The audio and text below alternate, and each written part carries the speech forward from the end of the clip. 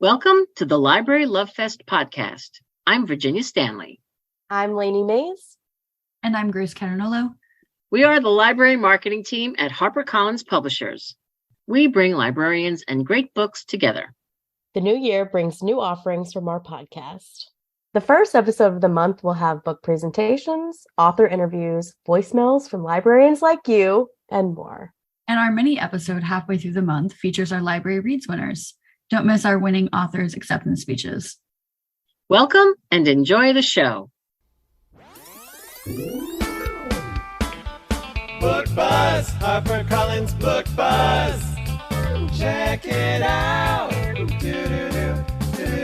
Book Buzz, HarperCollins Book Buzz. Brought to you by Library Love Fest. Hi, everyone. It's Lainey from the Library Love Fest podcast. We have really exciting news. We have 4 books represented on the June Library Reads list. The Library Reads list is a monthly list from LibraryReads. They put it out after librarians vote on the top 10 books coming out from all publishers.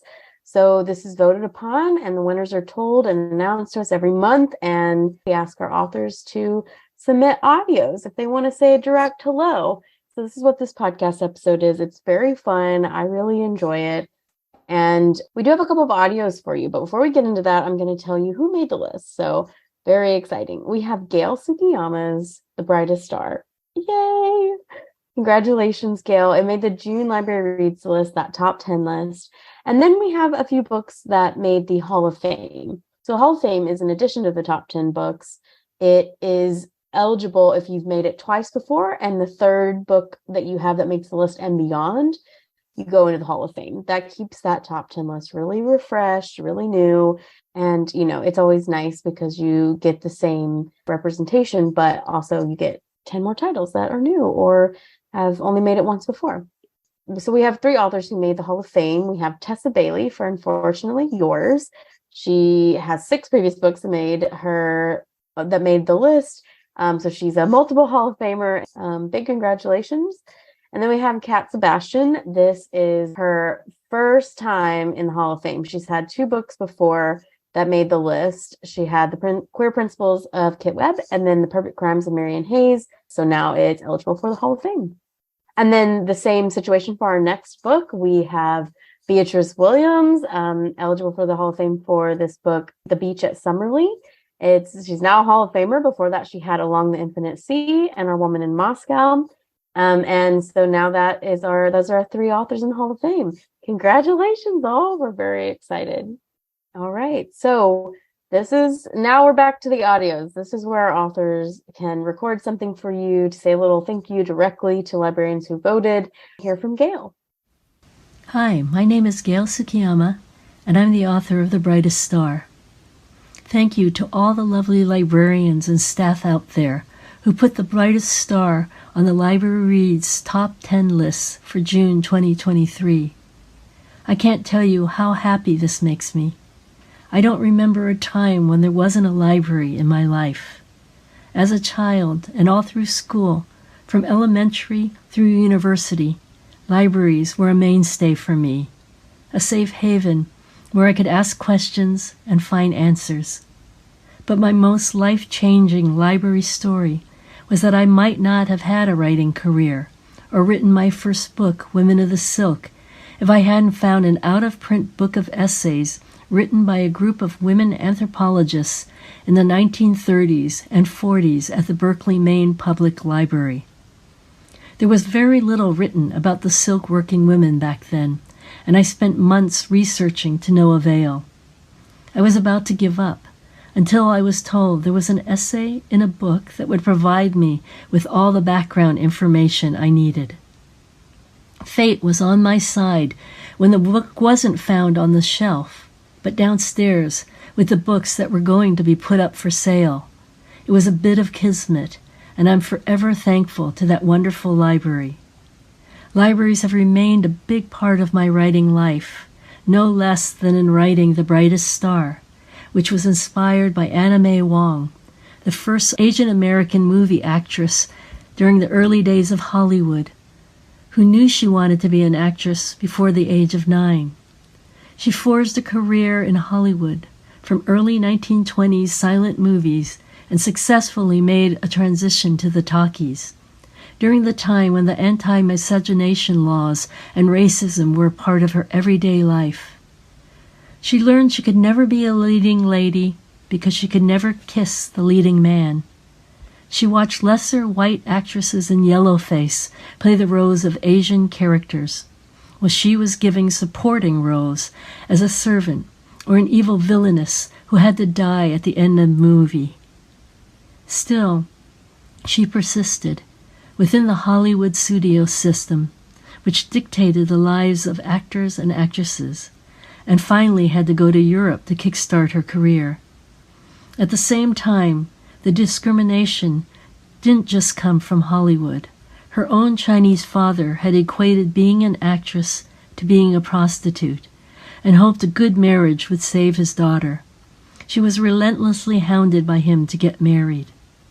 Anna May struggled to live in a time when she never felt Chinese enough for the Chinese and never felt American enough for the Americans. She fought personal and professional battles, but still managed to make nearly 60 films, including The Toe of the Sea, The Thief of Baghdad, and Shanghai Express. In writing The Brightest Star, I wanted to offer an intimate look at what made Anna May Wong press on, even when it was detrimental to her own health. She not only survived all the racial and gender injustices of being an Asian American woman during the early days of Hollywood, but was an extremely complex and intelligent businesswoman who was as fragile as she was tough. I loved learning that she was a fashion icon, a big reader, that she spoke several languages, sang and danced, and also wrote articles and essays. Anna May Wong's story is not only about early Hollywood, but about the complexities of family and ambition and survival in a culture of racism. Thank you so much for this honor and for all your support throughout the years. I'm endlessly grateful. Gail is so great. And this book is really important. It's a snapshot of history and a really important tale from women's history. We had Gail on our inaugural Writers to Watch program in January, and that was just so great. Even the conversation between the panelists was really, really wonderful. So we'll link to that. And now we have an audio from Beatriz Williams, author of The Beach at Summerlee. Hi, I'm Beatriz Williams, and I could not be more thrilled that my new novel, The Beach at Summerlee, is a Library Reads Hall of Fame pick for June. What an honor. Libraries and librarians have played such a big role in my reading life as well as my writing life over the years, and library patrons have played such a big role in my writing career as incredibly enthusiastic and supportive readers of my work. So I am hugely honored, and I could not be more excited for you to pick up and read, and I hope enjoy this book over the summer. Now, in The Beach at Summerlee, we return to Winthrop Island, which is the enclave I created in my earlier book, The Summer Wives, loosely inspired by the real life and very exclusive Fisher's Island in Long Island Sound. Now, this time around, it's the summer of 1946, the summer after the end of the war, and a Soviet spy has infiltrated the quiet social fabric of this summer resort. A radio operator, in fact, who's transmitting vital and highly classified information about the U.S. atomic energy program to the Soviet Union. The discovery of this betrayal overturns the lives of many of the island's residents, and in particular, Amelia Winthrop, a young woman on the brink of adulthood. She's a descendant of some of the original English settlers on the island, but her father is now a caretaker to the wealthy Peabody family. The Peabodys have two rather attractive sons who have just returned from the battlefield, and with whom Amelia has a bit of a tangled romantic history. So that when the FBI turns up on her doorstep asking Amelia's help in discovering the identity of this person who is betraying the United States from the grounds of the Peabody estate, Amelia is forced to make a choice between her loyalty to this family that's been so generous to her over the years, her love for the young man who's a member of the Peabody family, and of course her duty to her country and to humanity. In fact, she doesn't want this information to make its way to the Soviet Union and its totalitarian regime.